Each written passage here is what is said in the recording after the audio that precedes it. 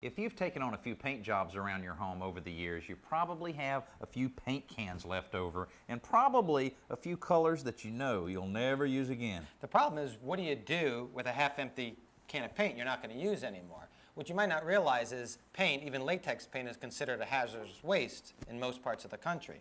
What I like to do is dry out the paint first, and then it makes it a lot easier to dispose of it properly. Now you can dry it out by filling the can with sawdust or wood shavings. That works really well.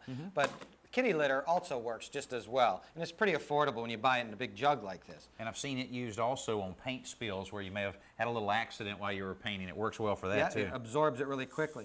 All you need to do is add enough kitty litter to fill it up to the top of the paint layer. Then just mix it in, and you see it almost immediately starts absorbing the paint. So let it set for 2 or 3 days, and then if you notice any more paint sitting on the top of the surface, you can always add more kitty litter. Now at that point, you may be able to throw it right in with your regular trash, but you need to check with the state EPA in your area as well as your local authorities to make sure you are disposing of it properly.